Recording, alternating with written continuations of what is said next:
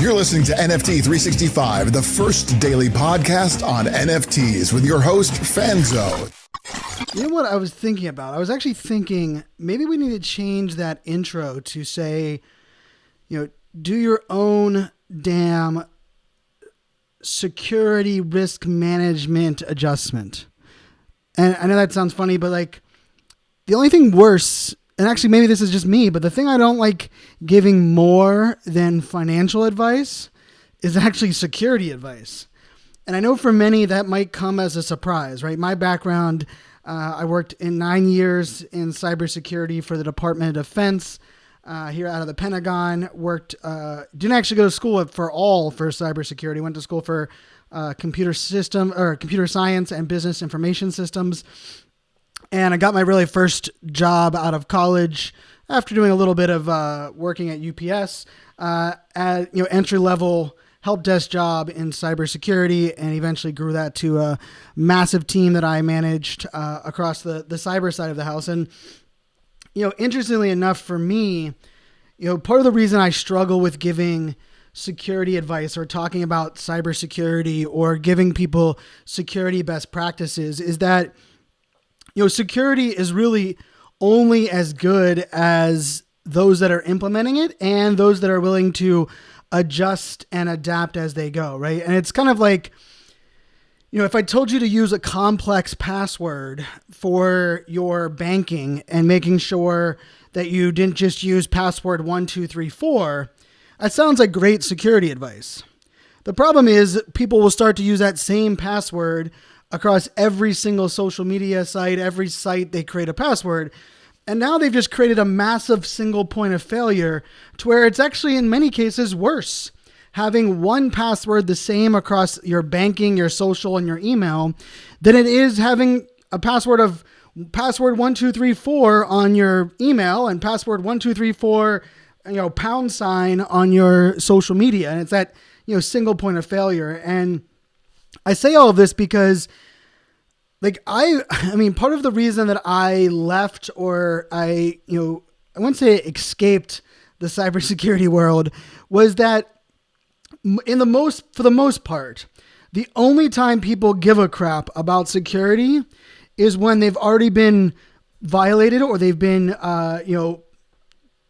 they've been taken advantage of, or they're scared and there's other things happening to them around them, right? And when you're working in a place of when you're working in a scenario of oh shitsville, it becomes very hacked. It becomes very put together. And so on top of that, one of the other things that I think really is a nerve that hits close to home for me is it's so easy for us to highlight what other people are doing wrong, even in the case that we wouldn't be willing or able to do what those people are doing, but we do feel like we're entitled or that we feel like we have, enough knowledge to give people advice or to criticize them on how they're doing something, even though it's never been done before.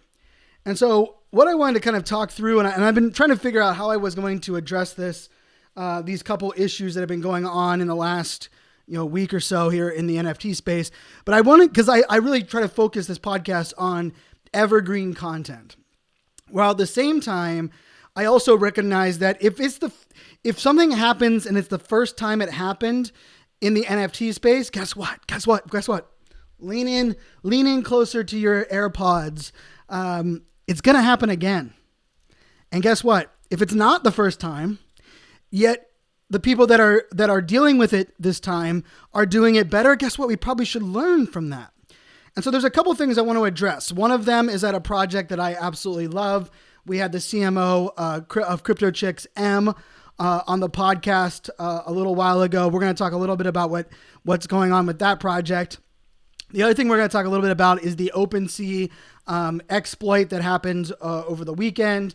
And I mean, really just the fake news, the bad news, the drama news, the spreading of rumors, all of a sudden everybody's an expert in security news. And you'll notice that I don't put cybersecurity in my bio. And part of the reason is there's either two ways this goes for the most part. One thing is like people are like, oh my God, security. I can ask you every security question under the sun. The other thing, and this is what I always worry about, is that people will take advice from, let's say, a security expert. And they will know that there's not many people that are talking about security from a place of authority. And so all of a sudden they will repeat everything they've heard to make themselves almost like an authority on that topic. And for me, that scares the shit out of me as someone that's in this space. And it's not, and I remember like, we talked about this in the last couple episodes, right? Like, press the damn button. My mantra is simple, right? Perfection's a fairy tale and control is an illusion. And I think part of this is I have to eat my own dog food, drink my own champagne. I need to walk the walk.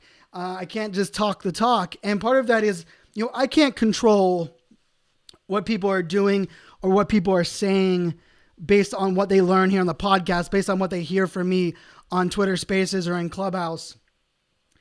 And I'll say, I jumped up and was giving, I did 2.5 hours of security Q&A with the Women Tribe. Shout out to Women Tribe, by the way. Their NFT the reveal just happened today, and NFT_Izzy, who will be coming on the podcast over the next month or so. Her art is just amazing. It's my current Twitter profile photo. We did mint one of those for Mint 365, so excited to bring them on board today. And so like the three things I want to talk about. First one, CryptoChicks. The second one, the Opensea Exploit and security side. And then the third one is actually the two projects that we recently minted that really, to their own success, became their own haters in a way because of the whitelist problems that we currently have, or pre-sale problems that we currently have with both Women Tribe and then the project we minted today, which is the Bunny Buddies. And so I'm going to break down the three of those, and we'll kind of tease out how those go. And I'm actually going to go in reverse order of that. So what had happened was Women Tribe, which is a NFT project that launched 2 days ago. It ended up selling out within a matter of minutes. They did a 4-day pre-sale for the whitelist and then opened up to the public, and it sold out, I think, in it was like 8 minutes, it felt like. And they did the 4-day pre-sale because they didn't want to really inspire gas wars, which for those that aren't familiar with gas wars, it just means, the price of gas, which is the transaction fees. And we did a whole episode on gas. The price actually increases based on the amount of traffic on the actual blockchain during that time. And so they decided to mitigate that. They would give people on the pre-sale list 4 days to actually mint. And then when they dropped to the public, they would drop to the public. Now, they took a lot of security concerns into account, and they even blocked off their Discord, so they didn't have to worry about Discord exploits. And the interesting thing about it is that getting on the whitelist, and I've been very vocal about this, the pre-sale list, I despise the way that they currently are. But here's the problem. I don't have a solution right now. And I do not like calling out a problem without providing a solution, because guess what? That's just more noise, and that's a pet peeve of mine. But it is something that I've been back channeling with a circle of people that I work with.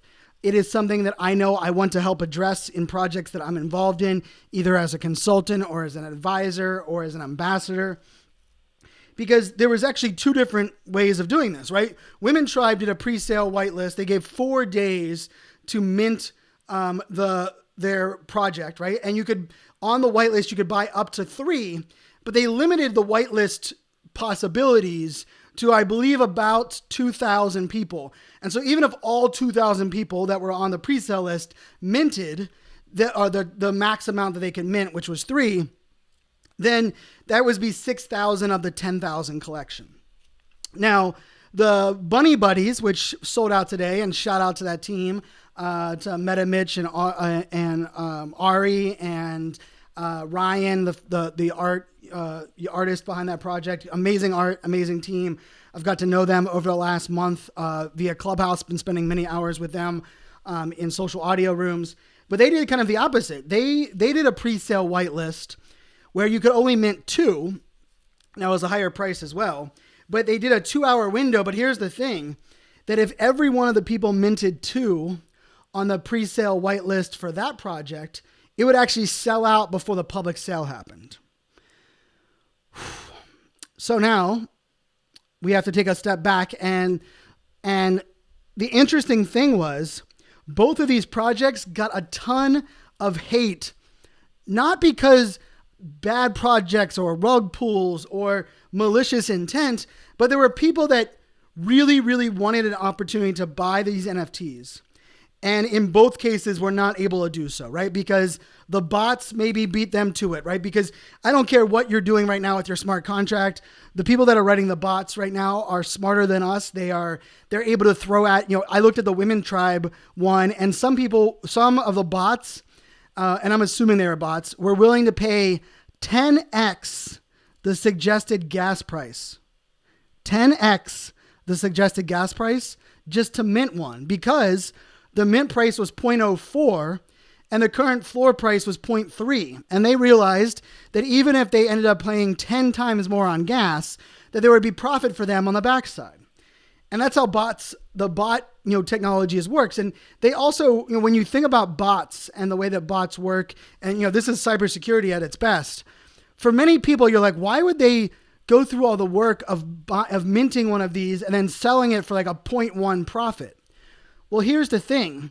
When they're working with bots, they're not working with 1 off or 2 off or 3 off. What they're working at is total scale. So for them, they're like, you know what? If we can pay 10x price and on each one of them net a 0.1 ETH profit, and we end up minting 500, it's now 500 times 0.1 profit, which ends up making it all worth the while versus those that are just doing 1, 2, or 3. Now, in full transparency, the Women Tribe actually asked me to audit kind of as a third person to have eyes on their contract. And their contract was extremely well written. Everything down to monitoring the wallets that were actually minting, making sure that people that got 3 of them during the pre-sale were not able to also get 3 of them during the public sale. It was a very well written contract. They had hired multiple people to look at it from a security perspective, looked at it from a fair play perspective, yet they still had a lot of people that were upset and were disappointed that they weren't able to get one of the NFTs. On the Bunny Buddy project, what had happened was they did the 2-hour window for everyone that was in the pre-sale, and guess what? They sold out in 30 minutes. And even myself, who was on the pre-sale list, I woke up, it was 9 o'clock. I knew that the pre-sale was for about 2 hours. So I waited till about 9:30, moved over my ETH, went to go buy it, and they were already sold out. Now I jumped onto Opensea and I ended up buying one for the Mint 365 project and one for our own personal project at a little bit like 0.04. The mint price is 0.25, and I bought one for 0.27 and one for 0.29. So I paid a little bit more, $80 or more or so more for each of them on secondary market. But that's not really the point here. The point is our hate and our disgust in both of these cases went at the projects, at the founders, and all of a sudden people started spreading FUD, and they're like, this project sucks. These people don't care about their community. These founders are a joke. They're frauds. They're liars. But here's the truth. Your bitterness and anger is towards the wrong people. The problem is right now we're all doing our best and nobody has figured out a foolproof way for eliminating the bots. Now, someone suggested, what if they did a CAPTCHA, requirement on the Mint website? Well, now we're playing in this, like, we want Web 2 functionality, but yet we want to play in Web 3 decentralized. And other people were saying, well, what if we did a raffle? Well, now a raffle is just as bad as the getting the lucky. And I've been a part of a couple raffles, and I've never seen people more pissed off than people that weren't able to get something because of a raffle. And so here's where I wanted to just address that one of the 3 things we're going to talk about in this episode is we need to shift and I know that there's a financial obligation here, and this is tough for me because I wish everyone had an opportunity to participate in everything, but I'm a sneakerhead, and I'm also an iPhone junkie. I've camped outside of an Apple store 9 different times.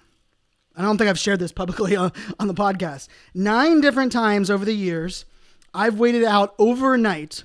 Now, I will say I was a little bit cheating because I was in Arizona. Temperature was nice, but I wanted to get the newest iPhone. And I remember the one time my brother and we got there like 4 p.m. the night before.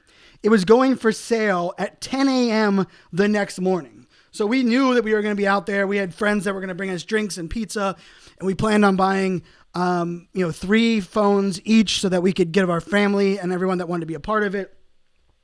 And guess what happened? That time especially, right? We got out there at 4 p.m. and we were number like 105 in line.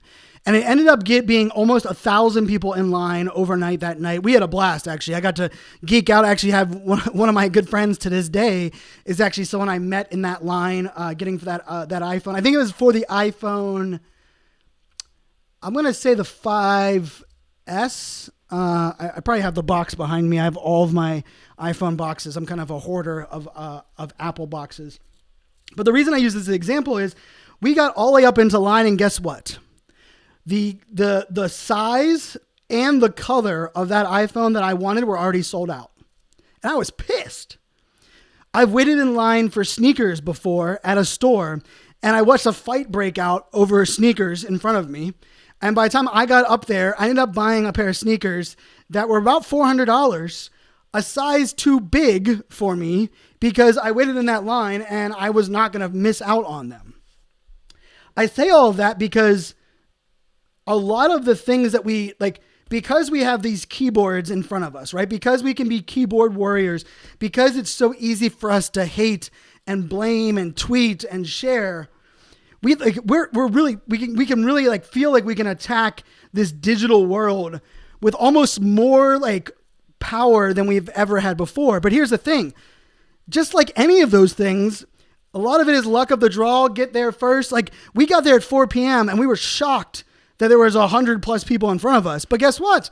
Those 100+ people ended up getting there before us, right? And you know what? Like, I know that sounds like, like, hey, like, like that's the right way of doing it. Or, like, and maybe in the NFT space, it's not always the people that wait the longest or put in the longest amount of work, but it's just a way that, when there's a limited amount of something, there are going to be people that don't get it, because if there isn't, the supply and demand doesn't exist. And so I guess that's where I want to leave this, is that I want to help solve this problem. If you are listening to this and you are working on a software or a tool, that you are working on whitelist mechanics, if you are working on Discord management and better way of identifying your super fans, and it's not by how many posts somebody makes or what levels they're going to do, because we need to get away from this, because what we're doing is we're forcing out the people that have day jobs from having an opportunity to be part of these projects. And that to me is a crying shame. That's something that I want to try to help mitigate. But if you're involved with any of those, I want to partake. I want to help. I want to, I may or may not be working on some software stuff on my side as well. But I just want to say, like, let's give some grace to those projects and founders. Like the projects and founders that are rug pulling, that are stealing their money, they get no grace. The bots and the hackers that are taking advantage of the human condition, they get no grace. But the good people that are doing their very best to deploy a contract and to try their best to give some resemblance of quote unquote fairness, right? Like fairness does not mean everyone gets everything, right? Like that's not the way the world works. But we have to we have to stop this like hate and blame and this like chastising that exists. And so I just want to call that out. I'm excited that we got both Women Tribe and the Bunny Buddies as part of our Mint 365. And I know some of you might be thinking like, oh, Brian, it must be easy for you to take that stance because you got them, right? Like that might be what you're saying. But let's be clear. I was on the pre-sale Mint list and I didn't get mine in time to get it on the Bunny Buddies. And I did work with the women's tribes team, did not get paid. They did not pay me. All I got was access on their whitelist. I paid full price for all of these NFTs. To this day, there is not one NFT, not one of the first 101 NFTs, not one of them have been gifted to us, have we got it at a discount, have we got in exchange for promo. Not one freaking NFT, and I just want to be very clear on that. All right, jump to the exploit with Opensea. Now, until there's actually a little bit of a post-mortem, which in the security tech world is something that has to be done, I wish more projects would do this. We are still kind of a little bit lost on what happened. And I know that like some people are going to say they know exactly what happened, but there's a combination of a phishing attack and a contract exploit that seems to be either had happened or kind of manipulated.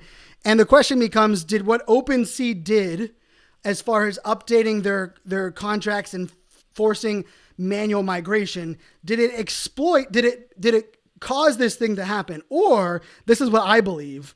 The exploit has been there since day one, but the exploit didn't have a high enough attention or people that were leveraging this until OpenSea actually tried to solve the problem they have. Because this is the thing in the security world that most people don't understand. Oftentimes there are vulnerabilities that hackers exploit and realize, but there's not enough win for them to take advantage of it. So they sit back and wait until either the project shifts that way or there's more people on the platform, and then they exploit it, right? And let's face it, I mean, hackers aren't dumb. But more so than anything, and you know, I don't know if I contributed to it or I helped, but you know, like I jumped in our Discord, I put an @everyone announcement immediately telling people to disconnect their MetaMasks and then to revoke their permissions over there on Etherscan. And you know, some people were like, Brian, disconnecting your MetaMask does nothing. Wrong. Because here's what happens. See, here's where security, people that don't know security but like to think of things as right and wrong and black and white, get this stuff wrong. Here, and I'm sorry I'm yelling and I'm a little bit fired up because here's the thing. When an exploit happens, when something happens, and everyone is the advice to solve this, everyone is supposed to do one thing. Guess what also happens? Every one of the hackers that maybe were not involved in that first exploit now know that everyone's advice is to do something else. So now they can take advantage of that exploit. You see what I'm saying there? It's kind of like the, and I hate to use this as an example, but it's kind of like the terrorist bombings at the Boston Marathon, right? Where there was one, and I believe it was that one, that there was one bomb that went off in one direction to make sure that everybody was running back towards it so they could set off that bomb and impact the most amount of people. And I'm sorry if that triggered. I didn't mean to use that as a example, but I guess that's the best first one that came to my mind. I will try my best to avoid using triggering examples like that. And if you lost a loved one in a terrorist attack, or you have someone that is fighting in our war, I just want to say thank you, and we appreciate you supporting us, and we are sorry for your loss. And but that is something that happens in the security world a lot, where in some cases they're two different people, right? Like and I will say, like for me, when we were dealing with this with the government, what would happen was we would hear across the press release or across our internal releases that, hey, all tough books now manually need to connect in via the Ethernet cable. No computer should be using Wi-Fi anymore, right? And all of a sudden everyone's like, okay, everyone just disable your Wi-Fi and plug in your Ethernet cable and everything's gonna be solved. That's the only thing you need to fix. Well, guess what? Some people that had malicious access to software, guess what they did? They created a pop-up warning on computers that when people plugged in their Ethernet cable, it popped up and said, click this button to disable your Wi-Fi. Now, most people already went in and disabled it, but because they've been told this, they need to disable their Wi-Fi and plug in their Ethernet. The amount of people that were clicking on that button was ridiculously high. And guess what happened when you clicked on that button? It now said, give us permissions to your entire system via the Ethernet cable that was plugged in. Do you see what I'm saying now? So when we think about these exploits, these hacks, these spam, we cannot be, if we focus only on putting a Band-Aid on the whole of the problem, not only are there going to be other ones that spring loose, but in many cases, we end up funneling all of our attention, all of our habits into one standardized best practice. And guess what that does? It makes it very easy. It's like shooting fish in a barrel for the hackers to take advantage of us. So what I want us to think about is Opensea is not a decentralized marketplace. They have decentralized capabilities, but they are built on a centralized, AWS server. Looks Rare, which is also another marketplace, is the exact same way. They are a little bit more decentralized, but their back end is still centralized as a marketplace. Now, there has been some marketplaces that have popped up recently that are fully decentralized, but guess what the problem with them are? They have a lot of really crappy UI and UX functionality, and you pay a lot of money for a lot of things that you feel as though you don't want to pay money for. And I was going to pull up the name of one of them real quick for those that are curious about some of the names of a couple of the marketplaces that are available, and I'll put them in the actual show notes because I don't actually think I have the names in front of me. But what I want to share on this is I get mad at OpenSea too. I think their system is too slow right now. I think it causes a lot of issues. But just like the last use case, the last area of focus, we also have to be very careful with security advice that we give. And in many cases, if we're only trying to get people to react to do one thing, we're going to do more harm than we are going to be good. So what I would prefer, and this is just like my own little soapbox, is let's not tell people what to do. Let's educate them on why something happened and the ways that we can help mitigate this or limit it. Because here's the tough truth. The only way that you can truly create like a device that is secure is that if it's never connected to the internet. And now people are like, Brian, like, wait, I could secure my NFTs if the computer I was using is never connected to the internet. Well, how would I get my NFTs to that computer? Well, you're going to have to use like your Ledger drive, right? So now you're going to download them to your Ledger, and then you're going to walk. It's called it's a sneaker net, right? You have to walk the device over. Well, here's the other problem with that. That's not 100% foolproof, because what if there's some malicious thing that is inserted on that device? When I move it over to that other computer, it's also going to cause an issue. So the only way to be truly secure is to smash your computer with a hammer, then demagnetize it, then compact it, then put it into water, and then put it in the dump.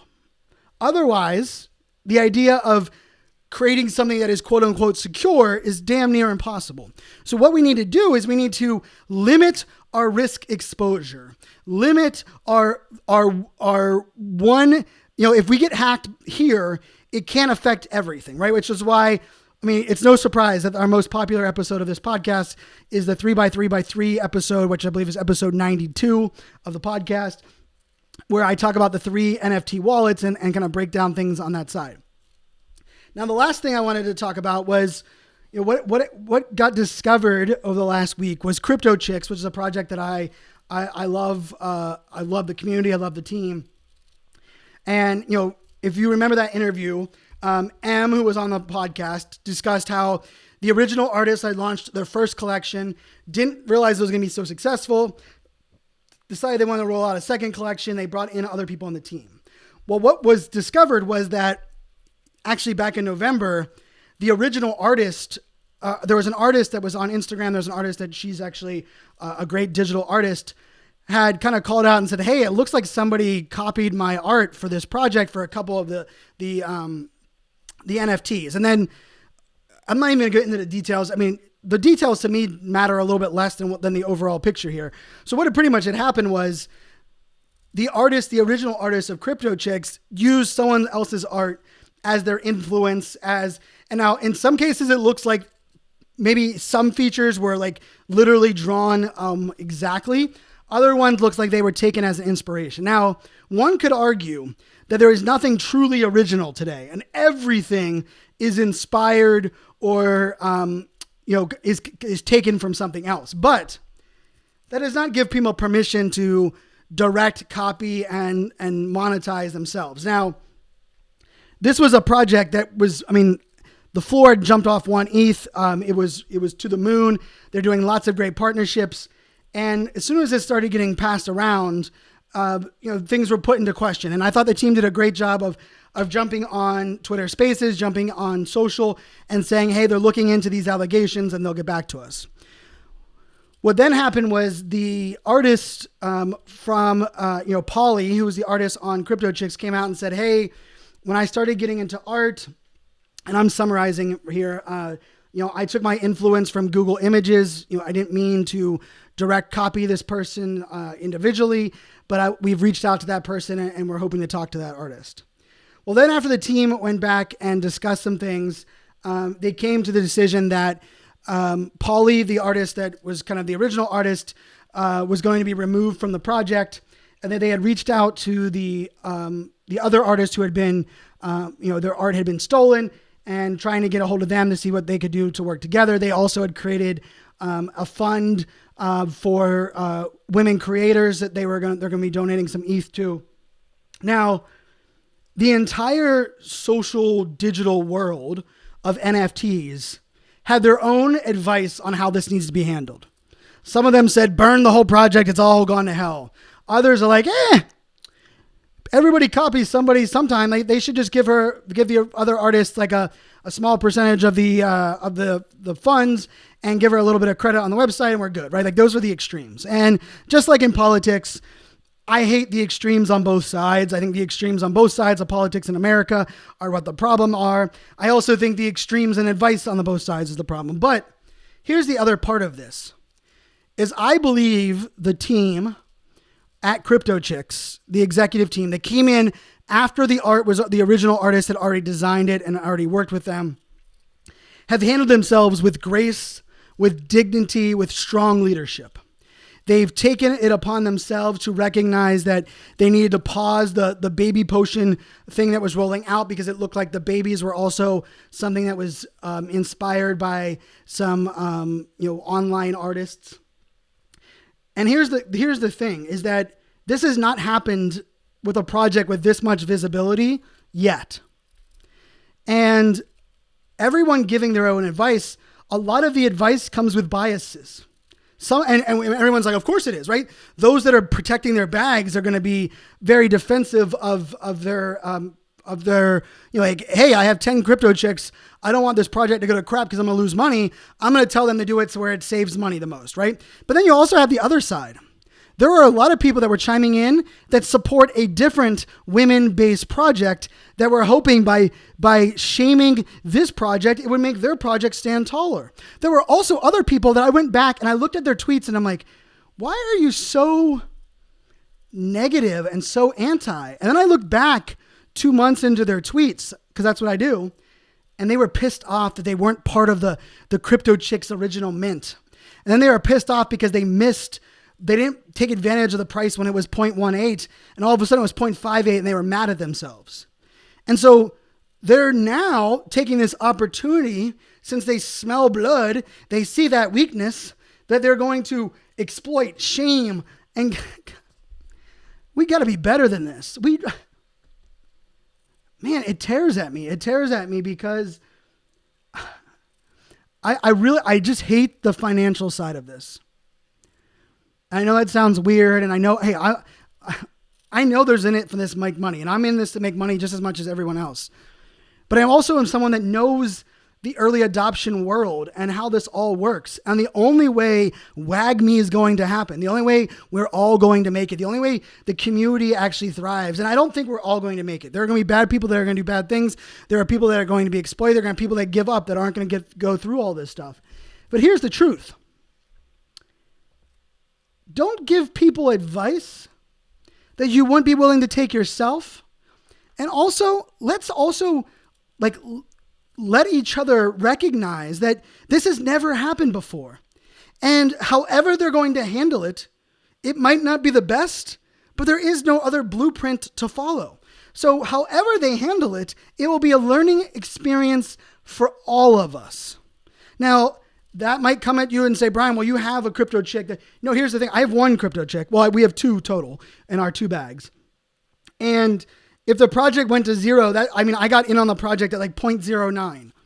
So in all honesty, like the project going to zero doesn't really cost me much money at all. And remember, I think of NFTs much like I play poker, right?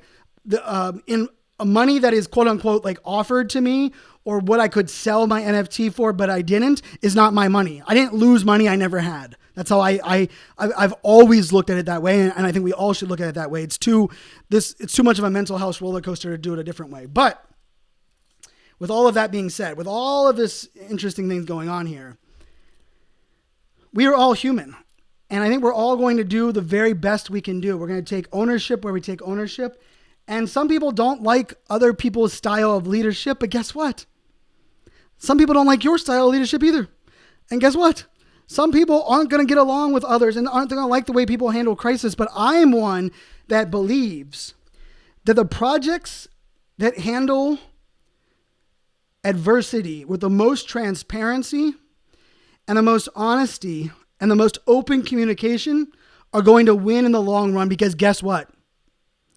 The blockchain don't lie. There are projects out there right now where people are on their high horse, where guess what? Their founders are buying all of the NFTs up so the project looks like it's sold out. Guess what? There are projects right now where they just went out to their 100 biggest investor friends and said, could you each buy 10 of these NFTs so it looks like more of these are selling? And whenever we sell out, you can just dump all of them. But these are people that are chastising other founders for what they're doing.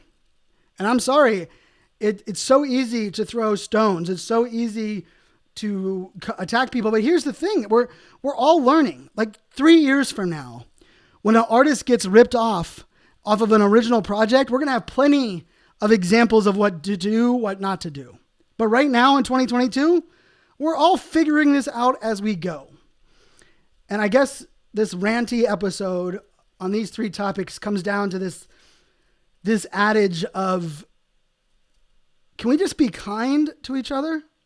And I know there's money involved, and I don't like seeing people take advantage of, and I don't like people stealing other people's artwork, and I don't like people getting away with theft, and I don't like people not taking ownership of something, and I don't like people that are, and I want more people to step up and educate and amplify, but at the same time, like, let's take a beat. Like, I don't really like when someone says, wag me, or we believe in the community, or we're all in this together, yet because you don't own a project, you're going to attack somebody, but because you do own a project, you're going to give up your morals and your values because there's money involved. Man, there's one thing I can promise you on this show, on this podcast, for the whole 365 episodes. There's no project, there's no amount of money that will get me to do something that violates my own values, my own morals, or if I believe it's going to jeopardize the trust I have with you and the audience, I'm not going to do it. No amount of money. I'm sorry. You might want to call my bluff on that, but bring it at me, because I'm 40 years old and I've had plenty of opportunities, and I've had influencer gigs that are 6-figure, almost 7-figure offers that I could use the money. But what I was going to have to do to make that project work was going to be outside of what I preach. And I am one that there's one thing you're going to know about me, is that I practice what I preach. And I believe in community so much so that we're giving up 52% of this entire project to our community.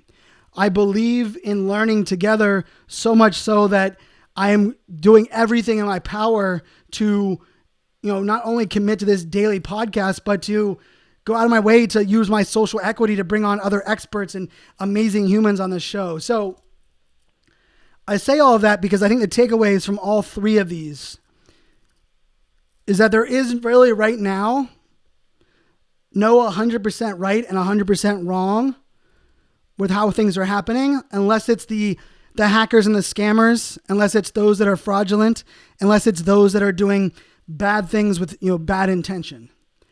But I am one that looks at the intention of people. And I like to believe that people deserve second chances. I like to believe people, for the most part, are downright good human beings.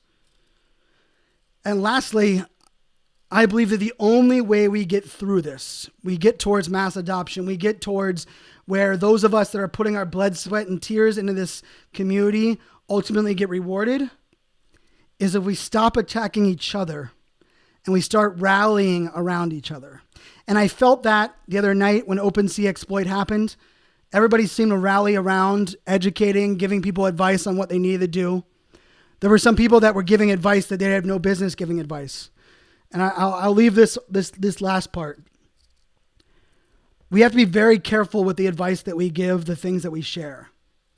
When people ask me for security advice, I will always tell them what I know by personal experience and what I know by those that are in my trusted circle. But I will not, unless I am able to replicate something, unless I am able to actually walk through the use case exactly myself in a sandbox or be able to A/B test something, I will not give concrete, this is the only way to do things. What I will do is, what can we do today to mitigate our risk for the greater whole? So I want to thank everybody for listening. As always, this podcast is super powered by the ADHD coin over at Rally. Check it out at adhdcoin.com. Got a really great couple guests coming up for you over the next couple weeks. We got a mobile metaverse company coming on. We got a Major League Baseball player coming on talking about his role into NFTs. We got a woman who is a master of the metaverse.